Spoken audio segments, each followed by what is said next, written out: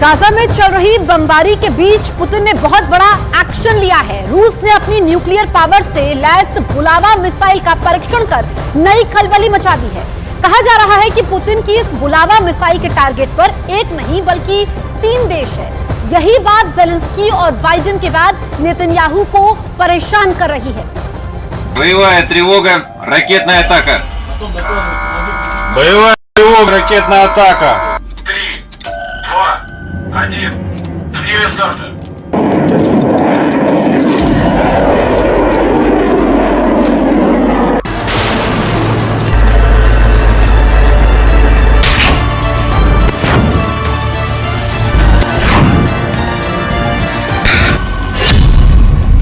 Putin के nuclear बुलावा का बवंडर।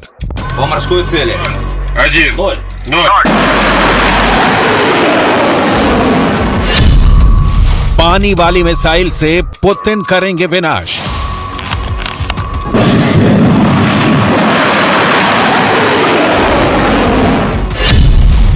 पुतिन का मोस्ट डेंजरस हथियार फायर।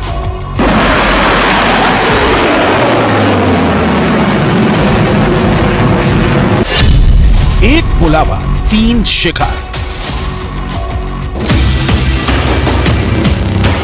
पुतिन ने अपने हथियार भंडार से अब वो निकाला है जिससे तबाही की कहानी इतिहास ने ना कभी देखी ना कभी सुनी है।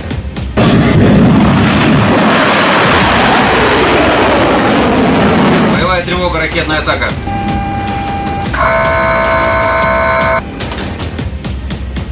रूस ने अपने हथियारों के जखीरे में एक और महाविनाशक हथियार शामिल किया है। रूस की नई परमाणु पनडुब्बी से परमाणु शक्ति संपन्न बुलावा मिसाइल दागकर रूस ने सफल परीक्षण किया है। यह बुलावा मिसाइल अमेरिका तक मार कर सकती है। रूस की परमाणु चालित पनडुब्बी इम्पीरेटर अलेक्जेंडर 3 ने न्यूक्लियर हथियार ले जाने में सक्षम बुलावा बैलिस्टिक मिसाइल का परीक्षण किया। 3, 2, 1. Время старта.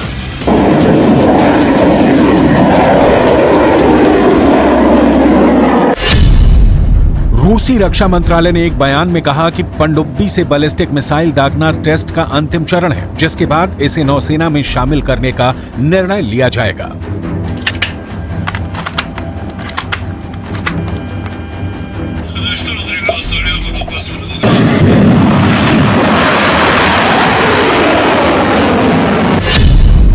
रूस की ओर से जारी बयान के मुताबिक मिसाइल रूस के उत्तरी तट के पास सफेद सागर में पानी के नीचे लॉन्च की गई। अंतर महाद्वीपीय मिसाइल ने रूस के सुदूर पूर्व में मौजूद कामचटका प्रायद्वीप पर एक टारगेट पर हमला किया। इस दौरान मिसाइल ने हजारों किलोमीटर का सफर तय किया और टारगेट को हिट किया। वाशिंगटन डीसी से लेकर कीव तक, तेल अवीव से लेकर मिस्र तक खौफ का नया माहौल पैदा हो गया है। बुलावा मिसाइल की बात करें तो ये 12 मीटर लंबी है, जिसकी रेंज लगभग 8000 किलोमीटर है। ये अपने साथ 6 न्यूक्लियर हथियार ले जा सकती है। रूसी नौसेना की ये एक बड़ी ताकत है।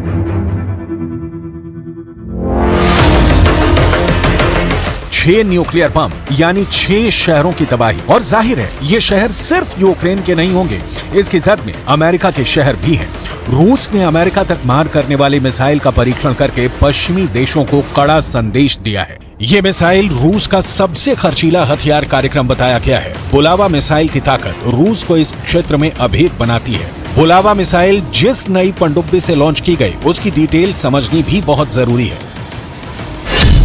इम्पीरेटर अलेक्जेंडर 3 नई बोरेई श्रेणी की परमाणु पनडुब्बी में से एक है जो 16 बुलावा मिसाइलें ले जा सकती है। नौसेना के पास बोरेई क्लास की 3 परमाणु शक्ति से चलने वाली पनडुब्बियां हैं। एक का परीक्षण पूरा हो गया है, 3 अभी निर्माणाधीन है। रूस ने बुलावा की फायरिंग का वक्त नहीं बताया, लेकिन जब आप इस बुलावा मिसाइल की खासियत जानेंगे तो क्लियर हो जाएगा कि वक्त किन देशों का खराब हो सकता है बुलावा फायर होगी तो। क्योंकि कहा जा रहा है एक बुलावा का 3 शिकार है। पहला अमेरिका, दूसरा इजराइल और तीसरा Ukraine.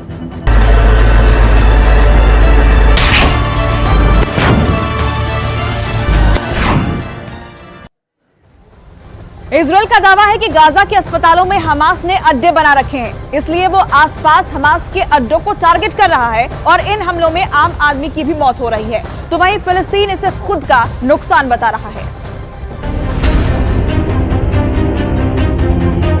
Here you can see the IDF soldiers exposing a tunnel opening.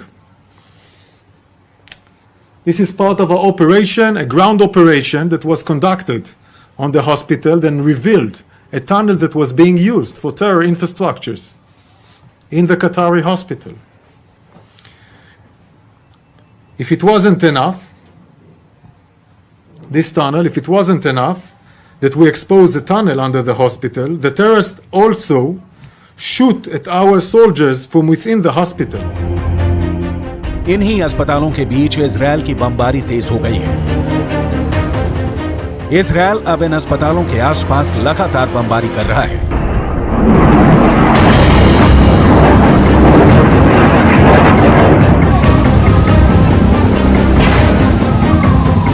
ऐसे ही कई हमलों के बाद हमास ने भी जवाबी कार्रवाई की और उत्तरी इजरायल में कई शहर उसके टारगेट पर हैं।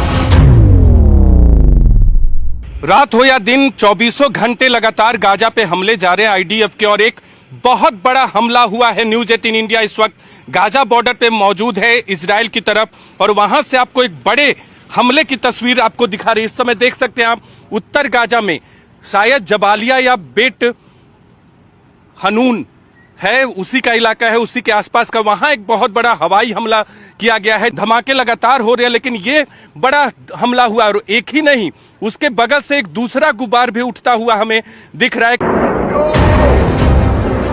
हमास के रॉकेट को रोकने का दबाव बहुत ज्यादा है, और अब हिजबुल्लाह की तरफ से भी जो प्रेशर आया है उसे इजरायल का आयरन डोम भी नहीं झेल पा रहा। इस वीडियो को देखिए जिसमें आयरन डोम से निकली मिसाइल फेल हो गई और लौटकर वापस इजरायल में ही आ गिरी। इस वीडियो से पता चलता है कि अब आयरन डोम बहुत ज्यादा दबाव में है।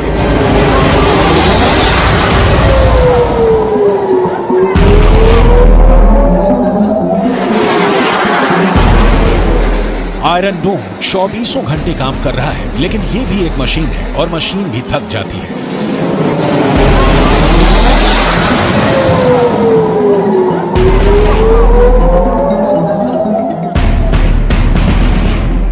रॉकेट हमलों के बीच इजरायल का दावा है कि गाजा के अस्पतालों के नीचे हमास के अड्डे बने हुए हैं, जहां हथियारों से लेकर फ्यूल सब कुछ छुपा कर रखा जाता है, लेकिन इजरायल अभी तक कोई ठोस सबूत नहीं दे पाया है।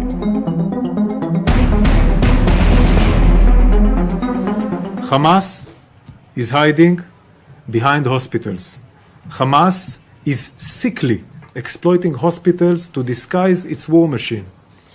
Our war is with Hamas, not with the civilians of Gaza. We will not accept Hamas' cynical use of hospital to hide their terror infrastructure. I want to repeat.